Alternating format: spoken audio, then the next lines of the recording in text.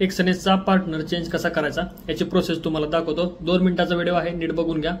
बघा, एक्सएनएसचं तुमचं जे अकाउंट आहे ते लॉग इन करून घ्यायचं तुम्हाला।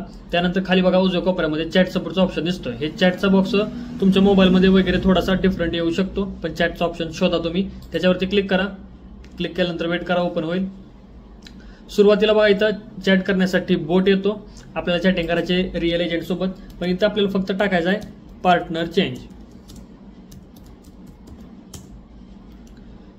पार्टनर चेंज केला असं मेसेज टाकल्यानंतर बघा इथं आपल्याला एक सिंपली फॉर्म दिलेला आहे त्यांनी। हा जो फॉर्म आहे त्याच्यावरती क्लिक करायचा आहे। बघा, या फॉर्मवरती क्लिक केल्यानंतर फॉर्म ओपन होईल।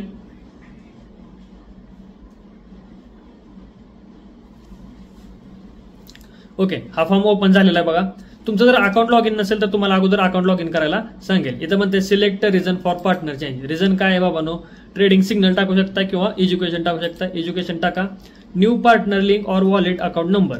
वॉलेट अकाउंट नंबर टाकायची काही गरज नाहीये। पार्टनर लिंक म्हणजे खाली जी लिंक दिली आहे बघा डिस्क्रिप्शन मध्ये, ती लिंक आणून तुम्ही इथं पेस्ट करायची आहे। मी इथं लिंक पेस्ट करतो डायरेक्टली। इथं तुम्हाला जी लिंक आहे खाली दिलेली एक्सएनएसची, ती लिंक तुम्हाला इथं पेस्ट करायची आहे। Where did you find your new partner, inter website और URL म्हणताय, काय म्हणायचं, youtube.com। इथं टाका youtube.com। लिव्ह कमेंट म्हणते, काही करायची गरज नाहीये। सबमिट वरती क्लिक करा। सबमिट वरती क्लिक केल्यानंतर बघा टायमिंग सांगते ते 24 तासाचं। एक मेल येईल तुम्हाला की 24 तासामध्ये तुमचा पार्टनर चेंज होईल, पण 24 तास लागत नाहीत। 1 तासामध्ये पार्टनर चेंजची तुम्हाला कन्फर्मेशन येतं मेलवरती। जर नाही आलं तर 24 तासासाठी वेट करा। ओके, 24 तासामध्ये तुम्हाला व्हेरिफिकेशनसाठी 24 तासामध्ये तुम्हाला येऊन जाईल की बाबा पार्टनर चेंज झालाय म्हणून। आता पार्टनर चेंज झाल्यानंतर पण एक प्रोसेस आहे, फक्त पार्टनर चेंज झाला म्हणजे पार्टनर चेंज होत नाही। परत यायचा एक्सएनएसचं आपलं जे ऑलरेडी अकाउंट होतं ते लॉग इन करायचं तुम्हाला। लॉग इन केलं, इथं बघा ओपन न्यू अकाउंट म्हणते, तुमच्या मोबाईलमध्ये प्लसचा आयकॉन दाखवत असेल त्याच्यावरती क्लिक करायचं। ओपन न्यू अकाउंट वरती क्लिक केल्यानंतर स्टँडर्ड अकाउंट आहे बघा, इथं स्टँडर्ड अकाउंटला कंटिन्यू करायचं। रिअल अकाउंट बघा, डेमो नाही, रिअल करायचं आहे। लेवरेज ठेवा 2000चं, युनायटेड स्टेट किंवा INR पण करू शकता, काय प्रॉब्लेम नाही। स्टँडर्ड अकाउंट, एक पासवर्ड टाका, क्रिएट अकाउंट म्हणा।